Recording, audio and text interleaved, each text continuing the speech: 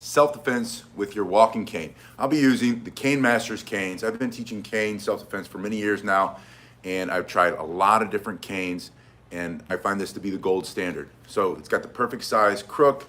It has features. This is a basic cane. This is their more advanced cane or nicer cane with a lot more features. But you just can't go wrong. You can have these things customized any way you want. Put a link below if you want to see more about Cane Masters canes. But we'll be using those. You ask me all the time, where do my canes come from? I put the link below so you can see that.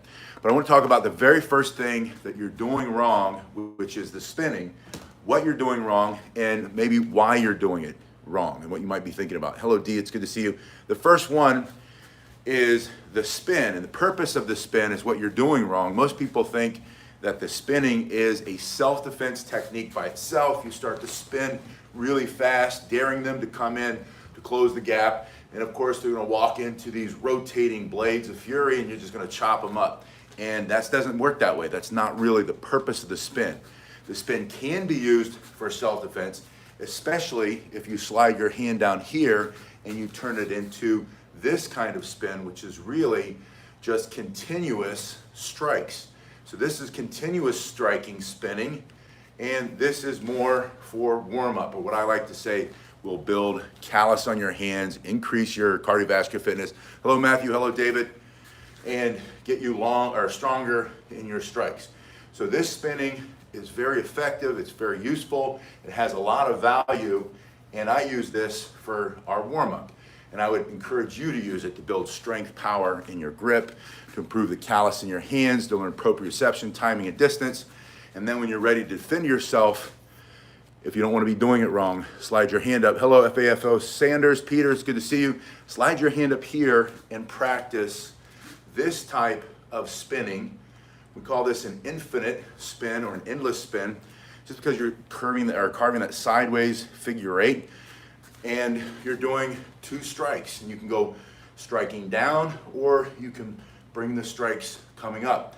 And when you hit something in this type of spinning, you can control that spin, add to the spin, bringing it back on the other side. It becomes very effective. I just knocked the tip off again. I love when we do that. So you have this kind of spinning. If you're spinning this way, it's much easier for it to pop out of your hand, fall on the ground, but he picks it up and he's gonna beat you with your own cane. So I don't advocate this type of spinning. Other people might, which is fine. I might not understand all the reasons why, but for me, in my experience, I don't like to spin this way for self-defense. I do like to slide it up here and spin this way, because now I have control, better control over my self-defense walking cane. So that's the first thing that you're doing wrong. If you're practicing spinning for self-defense, practice both. Practice this in the warm-up, get your heart rate up, start to breathe heavy like I am now, and then after you're warmed up, move your hand up, get better control, improve the flexibility in your grip, and go down and also bring it up. So you have forward spins and reverse spins, and always practice evenly on both sides. Seventh Son, it's good to see you. Welcome. This Cane Masters cane, I wanted you to see that. You asked me last time about the features of this cane, which brings me to the second thing that you might be doing wrong with your self-defense walking cane, and that comes with this loop right here. And this is true with any kind of stick weapon you might use to defend yourself, a baton, the Korean dangbong. Some of you guys know that's that short stick. You can use your tanbo, the Japanese tanbo, put a hole in it, put the string around it, feed it through the hole, and then you have this nice loop there to keep it in your hand. Now, if you're putting it on your wrist like this and you're holding it like this, you're doing it wrong. The police officer in my neighborhood, retired, who carries a riot baton every day, he reminded me that you wrap it this way. And you wrap it this way so that the loop goes first over your thumb, then over the back of your hand, and then onto your self-defense tool, whether it's your walking cane, like this Cane Masters Traveler, or if it's your danbong or your police baton or any other tool you have. That way, if it gets pulled out of your hand, it comes off and you don't go with it. If it's on your wrist and you lose control of it, which I'm going to show you how not to lose control of it, but if you do lose control of it, all of a sudden you're attached, he can pull you to the ground, and you're stuck because you can't get your hand out fast enough, because of the pressure that's on there. If instead you practice thumb first, the string goes on the back of the hand, and then in the case of this Cane Masters cane, I want to have this nice hard ridge end right here, this what I call the blade. It's like a dull blade. But this is designed, this is the teardrop design. You can see that when I take the tip off. And this is designed so that this smaller amount of surface is going to compress the flesh and break the bone easier, so that you're striking as you go through to defend yourself. You're hitting with a lot more force because it's concentrated now in a smaller surface area. Where if you look at this dojo training cane, where it's all round, this is still going to do a lot of damage. This will still break a femur or break an upper arm or break the jaw. This will knock somebody out for self-defense. But this for self-defense is going to get you there a lot quicker because you're concentrating all that force. And when you have, especially if you have these Cane Masters canes made out of something like hickory, they're extremely strong. You can even have it made in a little bit smaller diameter. This is an inch. You can have it made in a 7/8 inch, and it's going to be a little bit lighter, but it's still going to hit extremely hard. Now that brings me to the third thing that you're doing all wrong when you're striking, when you're using your walking cane for self-defense, and that's in the strike itself. And if there's no follow through, when you come through, if you hit and you stop, and almost everybody I train with at the beginning, when we start to work together, I'll see the same thing, which is they hit and they stop. They hit and they stop, whether they're striking in the air or if they're striking on a surface like a bag or a stack of tires. And what I want you to practice to correct that is strike and follow through, moving your body, your arm behind, your whole weight coming forward in all of your strikes for self-defense. Whether it's a jabbing motion like this, a thrust, if you're shoving it like this through his teeth or through his face, if you're using the crook here to smash him like a rifle butt attack, you're using the tip coming down over the top into his throat for self-defense, like a bayonet attack, or if it's one of these angular strikes, you want to practice that follow through. So if you're not following through on all your strikes, you're doing it wrong, and your self-defense cane will not be as effective as it can be or as it should be. So make sure when you practice, whether it's in the air or if it's on a target, you practice going all the way through on those strikes. You're going to pick up so much more power, so much more ability to effectively defend yourself. So that brings me to the fourth thing that I wanted to talk about that you're doing wrong, which is hesitation.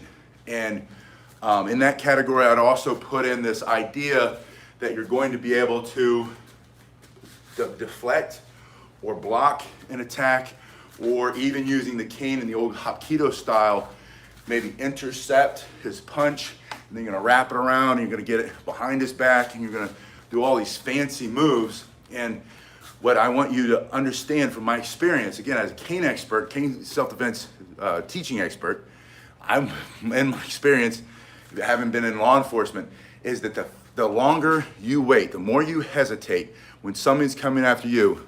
Be ready, good to see you, thanks for being here.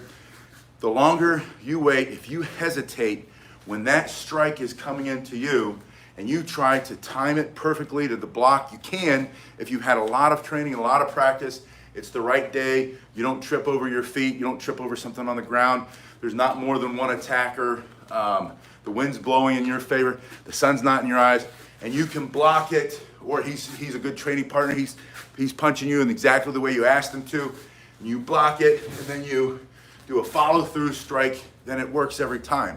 But in my experience, what you plan to happen doesn't happen, right? Mike Tyson was credited, I don't know if he's originally the one that came up with it, the idea that everybody's got a plan until I punch him in the mouth or punch him in the face.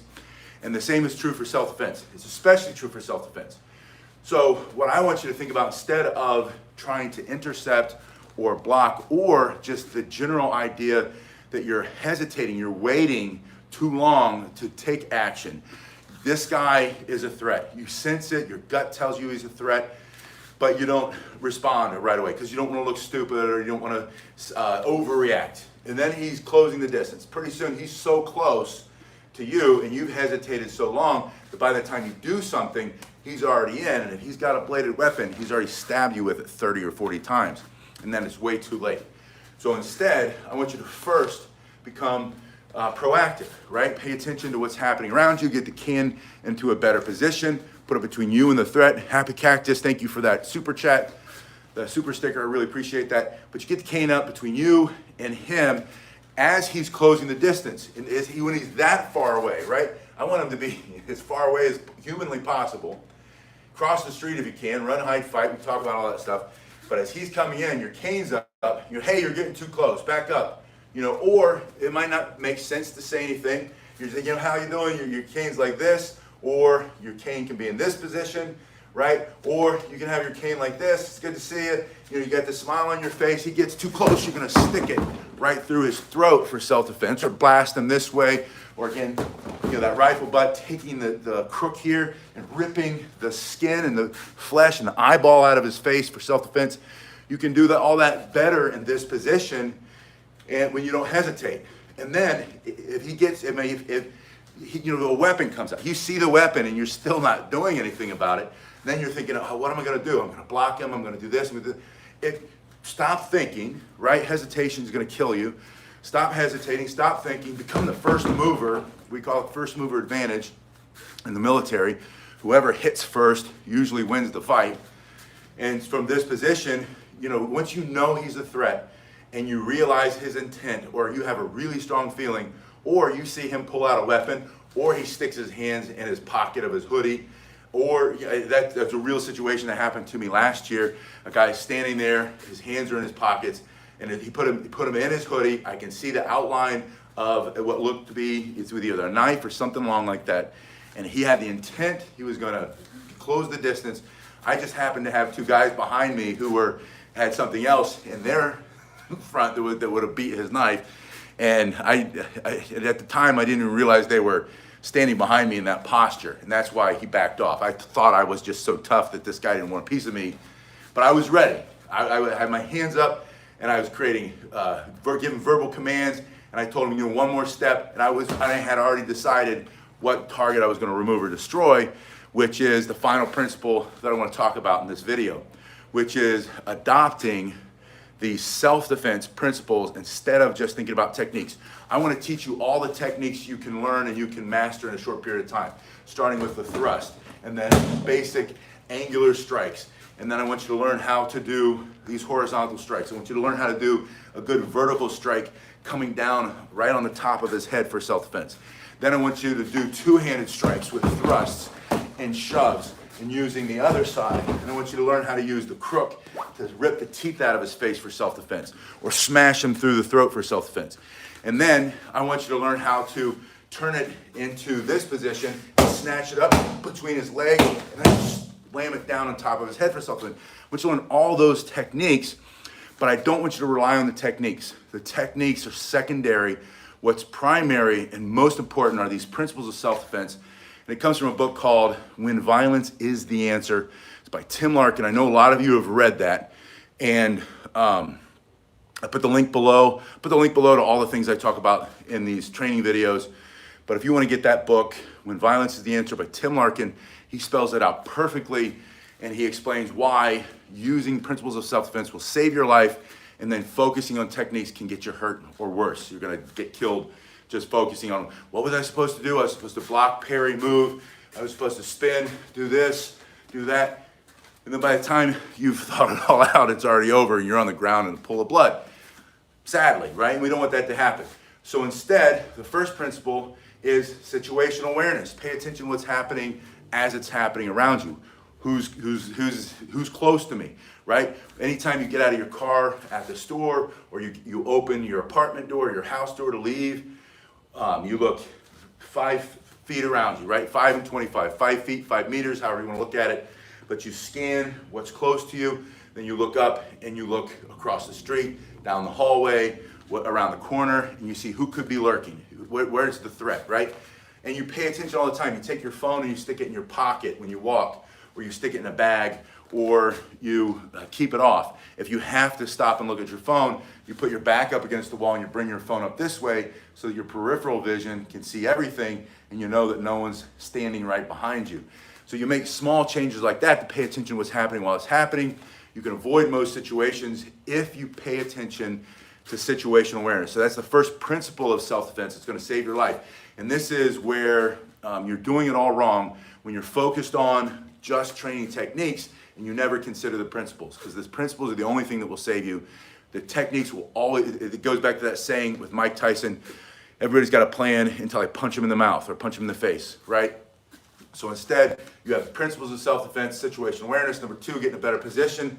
Put the cane between you and the threat in some way. It can be like this, it can be like this, it can be like this, but you want that cane behind, you want to fight behind your stick. I always say fight behind your guard. If we're fighting without a weapon in our hand, the guard, when the weapon's in your hand, is the canes between you and him. I like this hand open. A lot of times if this hand's open, I can stick it in his face faster. I can reach out and grab something, snatch him up. This is an instinctive move. I'll block in this position. So you want to get into this position. This is called the flinch block. So better position, number two. And the third principle of self-defense, out of many principles, but the third most important, if you learn these first three, that's all you really need, is pay attention to what you can remove or destroy. You look at him and you think, I'm going to take away his ability to see me. That's through his eyes, right? Or you look at him and you think, okay, the way he's standing right now, the way I'm standing right now, fastest thing is to stick this cane right on the temple as hard as I can with that follow-through strike, and I'm going to remove his ability to be awake. I'm going to turn off his operating system. So what can you remove or destroy? His ability to breathe temporarily, permanently for self-defense. His ability to breathe temporarily, his ability to stand up. Have you ever been hit in the solar plexus so hard, you can crush that cartilage, it's hard to get off the floor. You come a little bit lower between the belly button and the private parts, you hit that thin fascia muscle that keeps all their guts in, stick that right into his gut, put him on the floor very quickly. Maybe it's he's coming at you with a weapon and you smash that wrist or that elbow or that shoulder because the joints break easier than the bones. But with something like this, with the Cane Master Self-Defense cane, you can go through and you can break that arm. But what can you remove or destroy? His ability to stab you, his ability to grab you, punch you, poke you, right? Smashing through. His ability to be standing, taking out a knee, going low instead of going high. He's up here because it will change depending on the situation. That's the whole purpose of the principle of self-defense over technique. Technique, you practice, practice, practice. Now you're married and in love with your techniques, but then they never present themselves. There's never an opportunity to do them. But instead, you realize you're sitting on the bench, or you're stuck in a corner, or you're in a doorway. None of the techniques you've been practicing for months are going to work in the doorway. So instead, you think, oh, I'm going to change it and stick it right in his face and smash him. And I'm going to reach out and I'm going to smash him with the crook there, that tooth, and stick that tooth and rip everything I can, just right out. Or maybe you're sitting, he's standing, or maybe you're in a wheelchair and he's standing. And you reach out and you smash him down and you pull him down first and then you shove it back into his face. So it's always going to change when you ask yourself the question, what can you remove or destroy? Or what can I remove or destroy for self-defense?